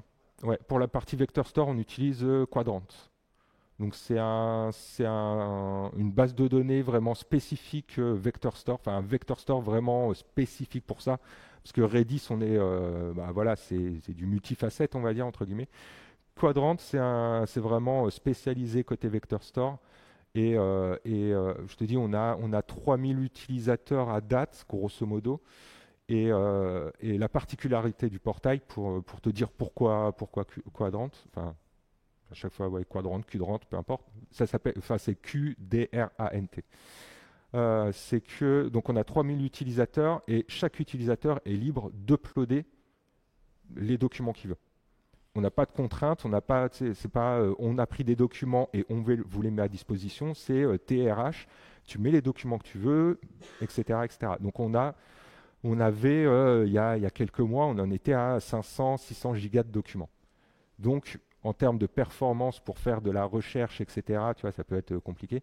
Et Quadrant est un des meilleurs de ce point de vue-là, sur les filtres, sur la gestion du clustering, du multi-tenant, c'est-à-dire avoir...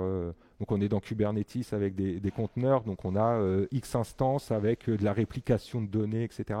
Donc vraiment très, très évolué et très, très sûr de ce point de vue-là, quoi. Après, tu enfin, dans ce genre de questions, justement, sur qu'est-ce qui existe dans l'absolu, tu vois, je te conseille d'aller justement sur le site, enfin, la documentation de LangChain et de regarder les intégrations qu'ils proposent enfin, sur les vector stores. Et là, tu retrouveras du Elasticsearch, tu retrouveras du Redis, du Quadrant, WebViet, enfin bref, tu retrouveras grosso modo une liste de tous les concurrents, entre guillemets, tu vois, et voir, etc. Mais voilà. Non, à date, enfin, chez mon client, non, parce que je te dis, on est dans un cas spécifique où on essaie d'être le plus générique possible, enfin, en tout cas, le plus flexible possible, générique, etc. Mais effectivement, utiliser, donc, graphe de knowledge, enfin, knowledge graph, etc., ça, ta question. Ah, ouais, ouais, ouais, tout à fait. Donc ouais, pour partager avec tout le monde. Donc non, pour répondre à ta question, enfin pas dans notre projet, mais pour partager avec tout le monde. Donc ce qu'on a vu là, c'est du RAG, donc récupérer des bouts de documents à partir de documents de texte brut, on va dire. Sauf que, on le sait tous, dans la vie, c'est rare que de la data, de l'information, elle soit toute seule comme ça, non corrélée, entre guillemets. Imaginez, hein, projetez-vous, vous êtes au quotidien dans un projet info, vous avez, encore une fois, un Jira avec des outils de test, etc. Enfin, ne serait-ce qu'un Jira, avec des tâches, avec des équipes, avec des bugs, avec des choses, etc. Vous dites, c'est cool les LLM, je vais pouvoir plugger un LLM sur mon Jira pour pouvoir lui poser des questions, lui demander, poser des questions, combien de bugs ceci, combien de bugs cela. Sauf que le fait d'avoir de la data qui est extrêmement relationnelle, en quelque sorte, va pas bien marcher du tout avec du RAG de façon naïve comme ça, c'est-à-dire sur du texte. Et donc l'une des approches, effectivement, c'est d'utiliser des graphes de connaissances pour structurer les datas et d'utiliser un LLM derrière pour faire des requêtes sur ce graphe de connaissances et qu'on peut aussi coupler avec du RAG un peu naïf. Bref, je ne vais pas rentrer dans les détails, désolé, mais ouais, c'est un axe qui est super intéressant justement pour, je te dis, moi quand je me suis projeté, c'était dans mon contexte métier, c'est-à-dire, c'est pour ça que j'en parle là, tu vois, Jira, Squash, X-Ray, ce que tu veux. Et du coup, ça m'a super intéressé et c'est super. Enfin, tu vois, voir un LLM te faire une requête Cypher pour te retrouver les nœuds, les embeddings des trucs et tout, c'est super, super puissant, super intéressant, quoi. Et de la même manière, je suis désolé pour le coup, j'avais une slide là-dessus, mais que justement j'ai fait sauter pour aborder les graphes, mais dans un autre axe qui me paraît aussi super intéressant, quoi. C'est bon? Ça marche. Et donc, au-delà du chatbot, donc ce qu'on a vu jusqu'ici, c'est on a vu LangChain, enfin on a vu les bases, on a vu LangChain, on a vu un chatbot somme toute assez simple. On a été un peu plus loin avec un chatbot sur de la donnée privée, de la connaissance additionnelle. Mais jusqu'ici, on est resté dans le mode chatbot, c'est-à-dire je lui pose une question, il m'envoie une réponse et ça tourne. Et donc comment dire, dans l'historique, dans la façon dont ça s'est déroulé en quelque sorte, le premier cas d'usage, vraiment les premières semaines où LangChain est sorti, où ChatGPT 3.5 est sorti, où il y a eu la hype, où les gens se sont emparés de la chose, le premier cas d'usage, c'était vraiment le RAG, c'est-à-dire se dire, ouais, ce qu'on se dit tous, j'ai des documents qu'il ne connaît pas, je veux pouvoir les interroger. Donc c'était vraiment le point d'entrée de la partie orchestration. Ce côté, comment ajouter des capacités en quelque sorte à notre, au LLM. Mais derrière, vous imaginez bien, l'être humain étant l'être humain, on ne s'est pas arrêté là. On s'est dit, OK, on peut faire ça avec la mémoire, on fait ça avec les documents, des bouts de documents dans un vector store, soit, mais des bouts de documents. Mais et si je faisais ça avec un autre LLM, c'est-à-dire mon LLM, il parle à un LLM qui parle à une base de données qui... Et si derrière, je crée des outils, je généralisais en quelque sorte ce concept d'un LLM avec des capacités supplémentaires. Et donc c'est là où est arrivé le principe d'agent LLM, d'agent IA.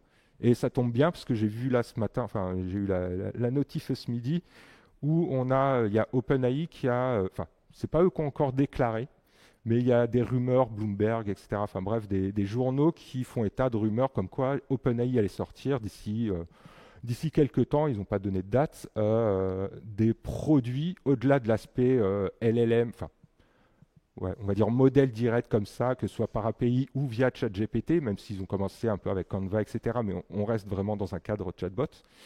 Et donc, ils souhaitent sortir d'ici quelques temps des, je ne sais plus c'est quoi, opérateurs, je ne sais plus le nom de leur agent, mais bref, des agents LLM, c'est-à-dire un agent, exemple, qui va aller lire vos mails, qui va aller faire vos réservations automatiques de tel hôtel, de machin, enfin bref, utiliser des LLM vraiment au-delà de l'aspect chatbot, de l'aspect question-réponse. Et donc c'est tout l'idée, vraiment, encore une fois, du côté agent, c'est de dire, mon LLM, le RAG, la base de données vectorielle, c'est un outil qu'il peut utiliser s'il a besoin de poser des questions sur YouNope. Il a accès à cet outil-là. Mais si je veux lui poser des questions sur qui a gagné les élections américaines, c'est pas dans les, je vous assure, c'est pas dans les documents YouNope qu'il va le trouver. C'est pas non plus dans ses connaissances, parce qu'on a vu ses connaissances étaient figées, ok. Mais potentiellement c'est sur Internet. Et Internet, du coup, ça devient un outil. Et de la même manière, on va pouvoir le faire comme on l'a fait avec les documents. Orchestrer en amont de notre LLM, aller chercher l'information, faire une requête Internet, grosso modo, balancer les résultats au LLM pour qu'il puisse répondre à la question. Donc dit comme ça, envie de vous dire, on va juste faire une requête Google, mais imaginez derrière la puissance, coupler tous ces outils du Python. Si vous voulez que votre LLM exécute du code, entre guillemets, on l'utilise encore une fois tous au quotidien. Un LLM, il est capable de produire du code, plus ou moins efficace, plus ou moins fonctionnel, soit, mais il est capable. Vous pouvez lui faire produire du code, l'exécuter dans un bac à sable Python, lui ressortir le résultat, il se corrige tout seul, il vous sort des graphes, enfin bref. Vous voyez, du coup, là, tout d'un coup, c'est tout un monde qui s'ouvre au-delà du chatbot, au-delà du simple je vais récupérer des bouts de documents. Mais ça, en fait, donc ça, c'est apparu assez rapidement, je vous dis, après la frénésie autour du côté RAG. Mais en tout cas, ce qui est côté LangChain, mais aussi sur les autres librairies, c'est quelque chose qui était encore jusqu'à récemment assez compliqué à mettre en place, parce que très peu fiable, très complexe. On avait du mal à percer en quelque sorte l'implémentation, comment le faire efficacement. Parce que un LLM, vous lui donnez tout ça, ça fait beaucoup d'informations, il doit prendre des choix. Enfin bref, le LLM, vous allez finir par le perdre en quelque sorte. Et donc c'est là qu'est apparu justement les graphes, mais utilisés dans un sens un peu différent. Et donc, on l'a sous la librairie qui s'appelle LangGraph, qui est une continuité en quelque sorte de LangChain, que vous n'êtes pas obligé d'utiliser LangChain pour utiliser LangGraph, mais c'est par la même équipe, grosso modo. L'idée, c'est de dire d'utiliser des graphes de connaissances, la puissance, le principe de graphe, de workflow, dans un graphe pour justement orchestrer tout ce qu'on commence à y rajouter. Encore une fois, si c'est juste pour du RAG, un vector store, c'est peut-être un peu trop. Mais si vous commencez à lui rajouter de la recherche Internet et vous lui faire des choses, etc., le segmenter dans un graphe comme ça, ça va être ultra puissant et ultra flexible. L'idée, c'est que vous avez des nodes. Les nodes, ça va être un point dans votre flux. Votre flux, ça va être le parcours que vous allez faire prendre à votre use case, en quelque sorte, à votre question, à votre besoin. Et donc le node, ça peut être aussi bien un LLM. Vous appelez un LLM pour faire un résumé d'un texte, voilà, pour faire tout ce que vous voulez. Ça peut être des outils, ça peut être faire une recherche Internet, faire une recherche dans des documents, exécuter du code, etc. Donc ces nœuds-là, ces actions en quelque sorte, vous allez les lier par des edges, par des liens, d'accord? Donc ça va simplement dire, tu passes du nœud, je sais pas, du nœud résumé au nœud réponse finale, grosso modo, pour schématiser. Vous pouvez avoir des nœuds, des edges, des liens qui sont conditionnels. Si vous voulez brancher, c'est-à-dire avoir un if, si je sais pas, vous avez un nœud qui fait une requête en base de données, et si la requête vous ressort quelque chose, votre workflow, votre besoin vous fait aller vers un LLM, sinon vous fait aller vers, je sais pas, une requête API pour peu importe.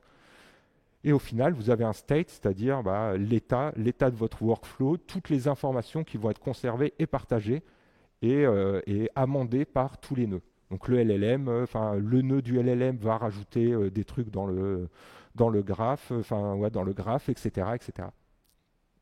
Donc dit comme ça fait très théorique, mais encore une fois, vous allez voir, c'est extrêmement puissant. Et un petit exemple qui est très très naïf, mais vous voyez bien l'utilité. Est-ce que tout le monde, qui connaît Perplexity AI a déjà utilisé? Non? Ouais. Donc ça marche. Donc quelques-uns. Donc Perplexity AI, c'est une boîte qui a monté.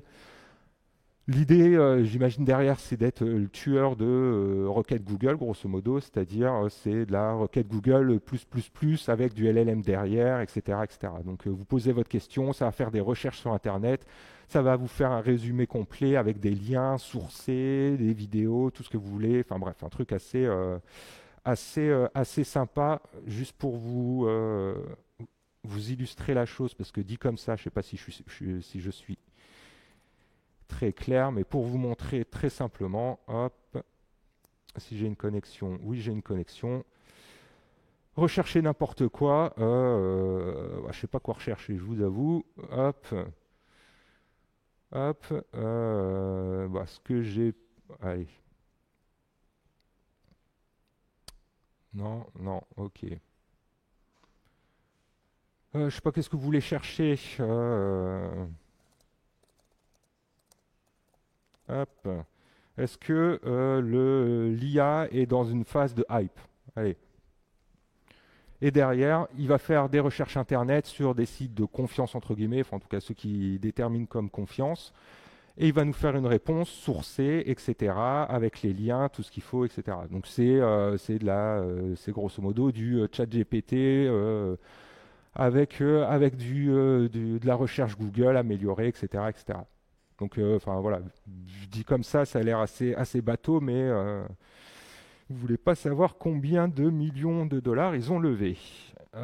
Et donc, tout mon propos, au-delà de ça, c'est de dire, avec LangGraph, en tout cas avec ce principe d'agent et de graphe avec des LLM dedans, on peut faire un clone pour 3 fois rien, en fait, grosso modo.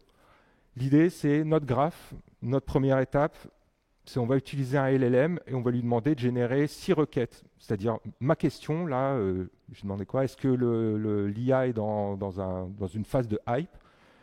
Le LLM, je vais lui demander de prendre cette question-là et de générer 6, j'ai mis 6 en l'occurrence, requêtes, vraiment requêtes qui est histoire de moduler les requêtes et avoir des réponses un peu plus variées, un peu plus intéressantes. Parce que peut-être que derrière, il va faire une requête sur c'est quoi les hype cycles, ce qui lui permettra d'avoir, etc. Vous comprenez le truc. Une fois que le LLM a généré ces 6 requêtes, de ce nœud-là, j'ai 4 liens qui partent vers 4 nœuds différents qui vont être faits en parallèle.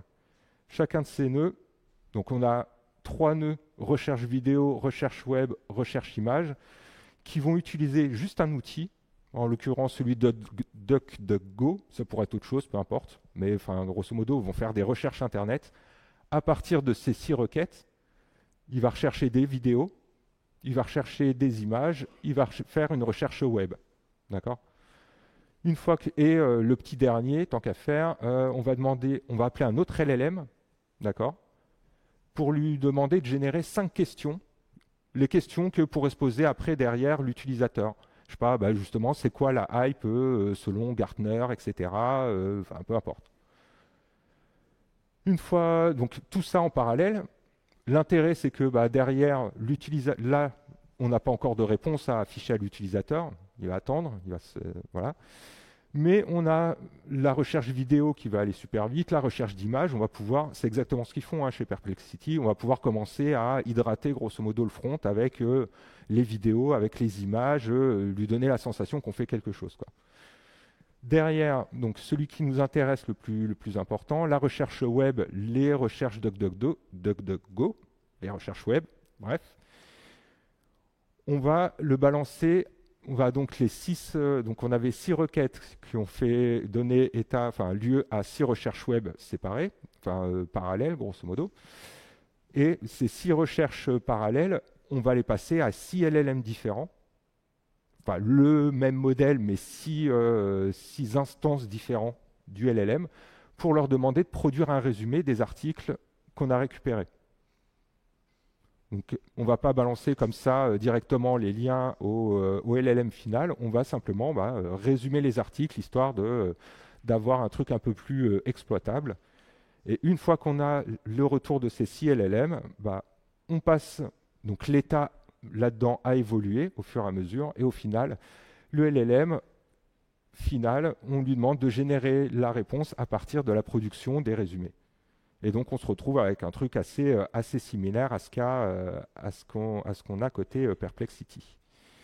Et donc très rapidement, on ne va pas rentrer dans le détail, parce que là pour le coup, vous imaginez bien que ça va un peu plus que 10 lignes de code, hein. Mais dans les faits, je vous indiquerai, je mettrai à disposition le GitHub avec les sources, hein, pour ceux que ça intéresse, mais pour ceux qui s'y penchent, vous verrez que dans l'absolu, une fois qu'on a la chose en tête, c'est assez, je ne vais pas dire simple, mais extrêmement puissant, et ça vient assez naturellement. Donc, hop, les variables d'environnement, derrière, hop, là, très rapidement, simplement, une chose dont on n'a pas parlé, un des intérêts aussi de LangChain, c'est que certains modèles, typiquement les derniers modèles côté OpenAI, on peut vraiment les contraindre dans le format de ce qu'on va générer. Dans le sens où, on l'a dit, le LLM, il génère du texte, input, machin, complétion, etc. OK. Donc, tout ce que vous voyez quand vous allez sur chatgpt.com, c'est du texte à la ligne. Mais là, on a une capacité, via LangChain et sur certains modèles, à le contraindre. Imaginons que je ne veux pas une réponse textuelle vraiment comme ça, je veux une réponse structurée dans un objet. Je veux un JSON, grosso modo. Mais je veux vraiment un JSON. Je ne veux pas lui dire « produis-moi, s'il te plaît, un JSON avec telle clé, etc. » Et donc, grâce à ça, là, je vais pouvoir lui demander de me créer, le LLM va me sortir des classes, des instances de ces classes-là, grosso modo. Donc avec la liste des queries, le titre de la demande, etc. La liste des résultats de recherche, tout ce que vous voulez. Est-ce que je l'ai exécuté? Oui. Derrière, on a nos 3 petits outils là pour la recherche web, vidéo, image. Bon, rien d'excitant. On crée un modèle. Là, en l'occurrence, j'utilise toujours le même, mais on pourrait utiliser, je sais pas, pour la recherche, pour les résumés, on pourrait utiliser, je sais pas, Claude d'Anthropic. Pour on pourrait utiliser un LLM local parce qu'il est plus petit, j'en sais rien. Bref, vous pouvez panacher sans aucun souci. Une partie observabilité, mais là, on s'en moque, c'est pas l'idée. Derrière, hop, je vous les passe très rapidement, hein, parce que sinon, ça pourrait faire l'objet d'un talk pendant 3 heures, je pense. Mais on va créer simplement les différents nœuds de notre graphe. Vous allez voir après, on a j'allais dire une vision visuelle, mais ouais. Donc on a notre graphe pour générer les queries, notre nœud pour la recherche web, pour la recherche vidéo, pour la recherche d'images. Vous voyez qu'à chaque fois, nos nœuds, on leur passe le state, et ils font leur travail et le font évoluer simplement. Est-ce que j'ai exécuté? Oui. Hop. Un nœud là pour aller scraper les différents résultats de recherche. Donc encore une fois, c'est du code assez simple dans l'absolu. Donc là, on a notre nœud pour faire le résumé. Donc vous voyez qu'on retrouve ce qu'on a vu jusqu'ici, hein. Chat prompt, là on va appeler un LLM. J'ai ma chaîne qui est extrêmement simple. On va juste lui demander des résumés. Je l'invoque avec des bouts du state et je retourne des bouts du state updatés. Hop. Et donc, le dernier qui va écrire la réponse finale. Derrière, maintenant que j'ai créé mes nœuds, je construis mon graphe. C'est-à-dire là, je vais agencer mes nœuds. Je vais dire, OK, bon, bah, je vais déclarer déjà les nœuds. J'ai un nœud qui génère les requêtes. Je l'appelle comme ça, etc. Très bien. Je crée les edges. Je dis, OK, bah, hop, il est où le entry point? Je commence avec le nœud génération requête. Donc, il est en haut de mon graphe. De génération de requêtes, je vais vers recherche web, puis recherche web vers web scrapper, je rajoute des edges, bref, je crée mon graphe au total. Hop, je le compile ici à la fin. Donc on peut avoir gestion de la mémoire, je vous passe les détails, hein. Une petite visualisation du graphe qu'on vient juste de compiler. Désolé pour les yeux, mais voilà notre graphe. Bon, il est un petit peu différent de celui que je vous ai montré juste avant, mais ça, c'est LangChain qui l'a produit, c'est du Mermaid, etc. Donc, c'est exactement ce qui a été compilé et ce qui va être exécuté. OK. Donc, on retrouve tous nos nœuds, un peu agencés différemment, mais tous nos nœuds. Et derrière, je vais simplement exécuter mon graphe en mode streaming, histoire de récupérer à chaque fois comment dire, tous les différents événements des différents nœuds. Je vais, encore une fois, on ne va pas rentrer dans le détail, mais je l'invoque avec la même question que tout à l'heure. Est-ce que l'IA est dans une cycle de hype? Et là, j'ai le nœud génération requête. Bon, on va le laisser finir. Il est en train de faire les summaries, ça marche. Et donc, notre nœud génération de requêtes, hop, qui nous a fait ces requêtes-là. Current status of AI in the app cycle, AI technology trends. Donc, vous voyez l'intérêt, hein, de lui faire générer des requêtes différentes, histoire d'avoir des retours différents. Derrière, on a le scrapper, le recherche web qui a fait les différentes recherches avec les différents liens des pages, là chez Gartner, etc. Donc là, on a le scrapper qui a été récupéré tout ça, nos différents résumés. Donc là, je ne sais plus combien j'en ai mis, mais j'en ai 6 en l'occurrence. Et une magnifique erreur. Hop, rate limit. Bon, je l'ai trop exécuté cet après-midi.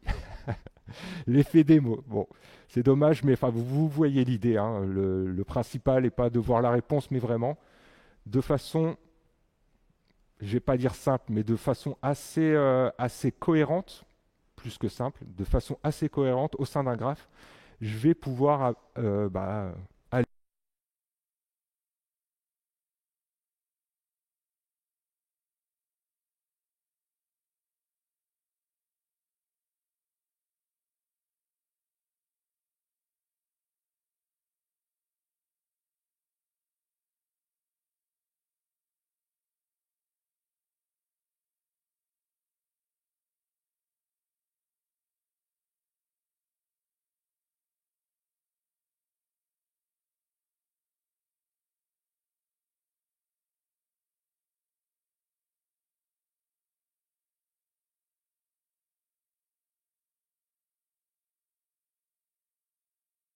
Ouais, non, je pense que les piles sont. Ouais, ouais, les piles sont mortes.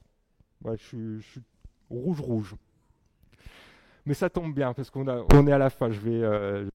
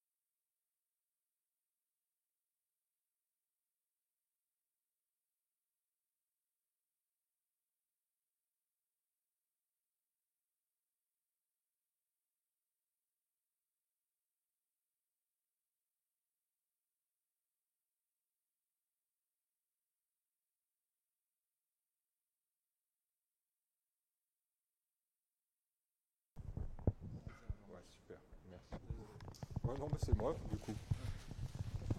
Hop. Est-ce que c'est reparti? C'est reparti. Ok. Donc, ouais, comme je le disais, donc je sais jamais comment trop finir avec. Il y a tellement de choses. Enfin, ça a évolué tellement en 2 ans et ça évolue tellement au jour le jour, que ce soit sur les cas d'usage, que ce soit sur les performances des LLM de plus en plus performants, de plus en plus petits, multimodaux pour faire de l'image, de la vidéo, tout ce que vous voulez, les techniques avancées de RAG dont on parlait un petit peu. Enfin bref. Et en fait, je me suis dit, au final, là, c'était sympa pendant une petite heure, un peu plus peut-être. On a mis, comme je disais, notre casquette d'ingénieur, on a construit des trucs, c'était rigolo 5 minutes, mais là, on va tout rentrer chez nous. Demain, ce soir, on va aller voir nos amis, notre famille. Et en fait, les vraies questions de demain, elles sont plus là, au final. Encore une fois, c'était sympa, mais les graphes, les documents, tout ce que vous voulez, on trouvera toujours. On se connaît, on a fini par se connaître, on finira toujours par trouver des choses à faire. Comment les faire techniquement, c'est jamais un problème. Le problème, il est vraiment là, il est dans notre quotidien demain. Tous les problèmes de régulation, de vie privée, je ne vais pas vous la refaire, hein, et l'intérêt, c'est pas ma parole, c'est plus les discussions qu'on peut avoir ensemble. Mais voilà. Donc je voulais finir sur cette note-là parce qu'encore une fois, au-delà de l'aspect c'est cool, on construit des trucs. Bah ouais, mais c'est cool si on construit aussi la vie ensemble.